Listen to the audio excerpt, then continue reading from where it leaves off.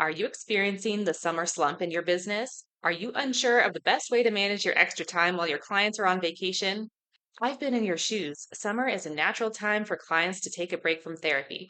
They're either traveling or they're experiencing less anxiety with warmer weather and less on their plates. While I'm a huge advocate for taking some concentrated time for your own rest, summer is also the perfect season to take advantage of your downtime and hit your networking hard so you can be full again in the fall. In this episode, I'll be sharing 5 things you can do to fill your caseload by September. Hey, Christian therapist, are you craving a counseling career that aligns with your faith and actually supports your well being?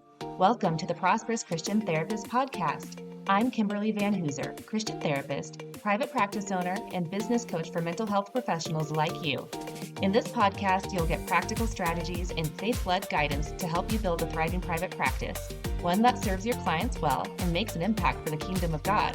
So, what are you waiting for? Grab your notebook and join me for today's episode. Welcome to the Prosperous Christian Therapist Podcast. I'm your host, Kimberly Van Hooser. I'm a licensed marriage and family therapist, a private practice owner, ultimately a lover of Jesus, and I am so glad you're here listening today. I'm very passionate about helping counselors be able to start and run a practice that allows them to thrive and also make an impact on the kingdom of God. Today, I'll be sharing some tips for you that will really help you make the most of your downtime this summer in order to help build your practice and hopefully have a full caseload come September. I do believe that if you utilize these strategies, that it will really help you start to see an increase in the referrals that you're receiving and an increase in clients.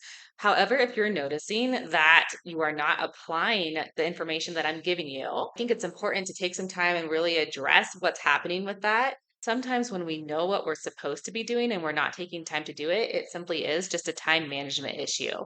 So it's important to think about, are you actually sitting down and carving out time in your schedule in order to network, in order to do the things that are required to bring in referrals and to build connections in your community? And if not, is it easy enough for you to just sit down and put it on your calendar? And once you know the next steps, you're able to move forward with that. So take some time and just assess if you have any time management issues and you just need to be a little bit more disciplined in carving out time to do the steps that you need to do. Another thing that I think is usually a bigger issue for people that's preventing them from moving forward is it's usually rooted in some sort of mindset. So if you're a fairly disciplined person where time management usually isn't much of a struggle for you, but once I gave you the information in today's podcast of what to do and you're still not doing it, take some time and think about what mindsets might be underlying that are holding you back.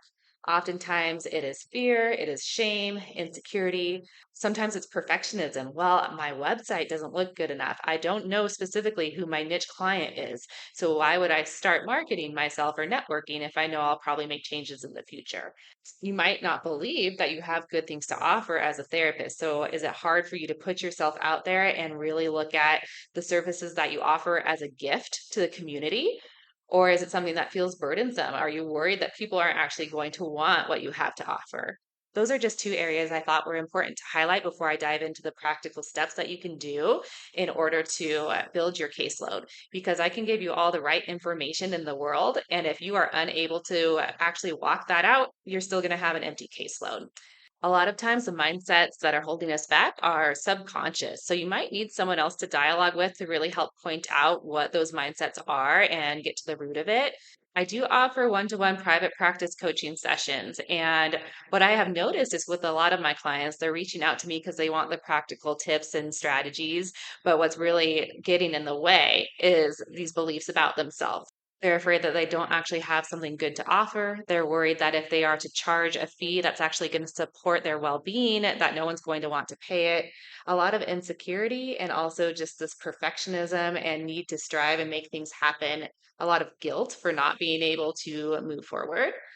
So, if you need some help uncovering some of these mindsets that might be subconscious for you, please reach out to me at kimberly@claritychristian.com and just drop a note in the subject line that you'd like some individual coaching, and I would be happy to walk through this process with you. Okay, so let's move into the practical steps you can take to fill your caseload by fall. Step number one is to email 2 to 3 businesses or professionals every single day, maybe 5 days a week. So that's about, if we're just focusing on business days, that would be 10 to 15 requests to connect every single week. As I mentioned in previous podcasts, connection is the most important piece of marketing. So, what we need to do is really build our presence in our community. So, whenever someone hears that someone needs therapy, they automatically think of you first. This will come from getting to know people and building connections with other professionals in your area. So challenge yourself to start to reach out to, like I said, 2 to 3 professionals every single day. Take some time and brainstorm a list of those people that you're going to choose to reach out to. The reason why I suggest about 15 people a week is because you're not guaranteed to get a huge response. So you want to cast a wide net. If you email 15 people in a week, and let's just say 2 get back to you, you have 2 new connections built, you can always follow up with the people who haven't responded about a week later. You might be wondering what type of people to reach out to. I have found a lot of success in networking with churches. You can reach out to doctors' offices and medical offices. I've recently found that in the Denver community, there's actually several faith based medical offices that really advertise using a holistic approach for treating their clients. So, a lot of them are already very pro counseling. And so, I've actually taken some time to reach out to them to see if they would like to connect and network. I'd also recommend reaching out to other entrepreneurs. They don't have to be professional therapists, but I've just found in general, people who have their own business get really excited about other people who are also starting their own business. And as a private practice owner, you are an entrepreneur, you own your own business. So that might be a place to look as well. And then, of course, reaching out to other mental health professionals. Try to get to know as many therapists as possible. For one, it's really going to help you just feel like you have some colleagues and support within the mental health profession. And then they really are a great source for referrals as well. Okay, so strategy number 2 is to make it a goal to get coffee or connect face to face with at least 2 professionals a week. This can include previous connections you've made. If you have reached out to other professionals and met up with people in the past, and maybe it's been a couple of months, it's okay to reach out again and see if they like to connect because that's going to keep you fresh in their mind. And then it's also just good practice to continue to get used to and get comfortable with making time in your week to meet up with other people face to face. And you can do a Zoom meeting too if that is all that they have time for. I think in person is always what's best, but sometimes we're crunched for time or they're crunched for time. And I think Zoom meetings can be a great way to connect as well. So you can use your old connections with this and then also start to implement in as you're sending out those emails and invitations to new people, start to meet with some of them as well during your week. The third strategy is to attend at least 2 therapist meetings each month. This doesn't have to be specifically for networking, but it can be maybe a CEU event or a breakfast. It could be a therapist support group that you're a part of. I've been a part of a therapist book club before.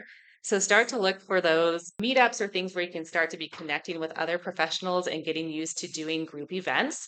That's going to boost your visibility and also just your comfort level with networking. You also have permission to start your own networking group. If you are struggling to find something that maybe fits your schedule or is in the right location, then put yourself out there and invite other mental health professionals to come to you. I actually started a Christian therapist prayer group when I lived in Los Angeles, and that was a great way to make connections with other people. You can start a walking club in your neighborhood for mental health professionals, or you can just have that general mental health support group or a networking event where you invite people to a certain space, and that's going to set you up as a leader in your community. And you are qualified to lead one of these, even if you feel like you're not that established in your private practice. But it's also going to start building those relationships and opening up opportunities for other mental health professionals to connect.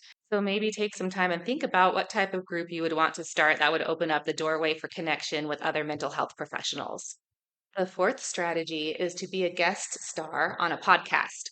Podcasting is a great way to get your name out there. It's also a great way to really utilize someone else's audience and followers to let them know what you do, especially if you don't really have a huge, significant referral network just yet. Now, this might be something that feels pretty scary or sounds scary to you. And trust me, you're not alone. It can feel super awkward to record yourself or to be recorded. And then I think for a lot of new therapists and even more established ones, you might be second guessing or questioning if you really have good information to share. But trust me, just you being educated as a mental health professional qualifies you. And then also recognizing that the Lord has qualified you, that He has created you with good things to say and good things to share. So I would encourage guide you just to do a Google search and see if there's any podcasts out there where you might have something relevant to say. Put yourself out there, take some time and initiate with the podcast host and see if they're looking for a guest on their podcast. Let them know what you could speak on. I've also seen a lot of Facebook groups where they're looking for guests on their podcast. So you can float in those Facebook groups and see if anyone's looking for a therapist or mental health professional and reach out to them as well too. The fifth strategy that I want to mention today is to take the time that you have during the summer slump to really boost your SEO on your website. If you don't have a website, now's a great time to build that. Take some time and look up some tutorials on how to increase your SEO, which stands for search engine optimization. This is going to be how you will rank higher on search engines like Google or Yahoo. There is a strategy to it, and usually it is identifying what keywords people would be typing into search engines in order to find your page and really working those keywords into your website as much as possible. In order to identify the best keywords that you can utilize in your website strategy is to first of all think about who is your ideal client and then think about what is that client going to be typing into Google in order to find you. A lot of times using location specific verbiage is going to be super useful, even if you're just offering telehealth. But a lot of people will Google Christian counseling in Denver or Christian counseling near me, even if they are okay and open with virtual telehealth. But that's going to help them find you if you're using location specific language. Another thing you can do is ask any acquaintances or friends that might be similar to your ideal client. Maybe they're interested in counseling or the type of counseling that you do. Ask them what they would Google if they were looking for a therapist or how they would find you. And just start to brainstorm a list of keywords and terms that you could use in your website copy that will help attract your ideal client.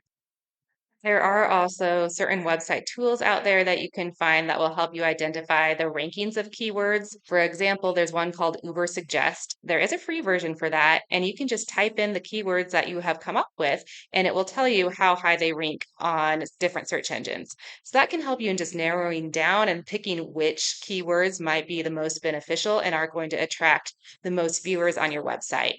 Another great idea that will help boost your SEO and hopefully just draw in your ideal client when they do stumble across your website is by writing some blogs that just give some information or helpful tips.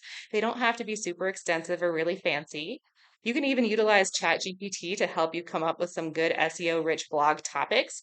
Please use your own words, don't plagiarize, but that can be a great tool for brainstorming if you're trying to figure out what are some things that you can offer to your clients in the form of a blog that's really going to give them a picture of the therapist that you are and the information that you have to offer. Okay, well, I hope that this podcast episode was helpful in just giving you some ideas and hopefully increasing your motivation to really take some action steps during your slow time this summer so that you are much more full when the fall starts. I have also created a free resource for you. It's called the Fill Your Practice by Fall Workbook. I'll go ahead and leave a link for that in the show description notes below. It is a link for a Google Word document where you'll be able to save a copy and then go through and enter in specific information that pertains directly to your practice.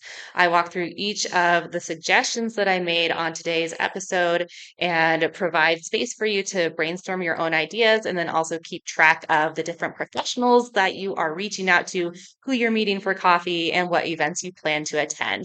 So I'm hoping it'll help hold you accountable to really have a plan of action and start to be making some movement in the areas of networking so that come September, you'll just be so impressed with how much your network has grown and how many referrals you start to see coming through your door.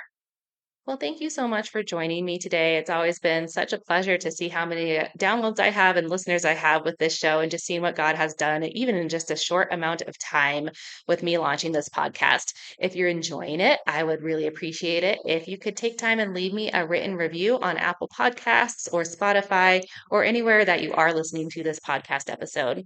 Feel free to come hang out with me in my free Facebook community, Start and Grow a Private Practice as a Christian Therapist. I'd love to have you there.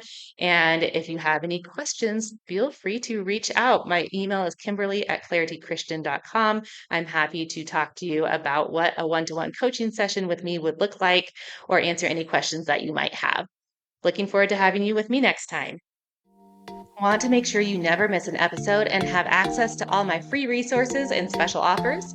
Sign up today to become a Prosperous Christian Therapist Insider. You'll get a weekly newsletter with faith-led encouragement, the latest podcast episode, and special early bird access to any of my latest offers. Sign up using the link in the show description below.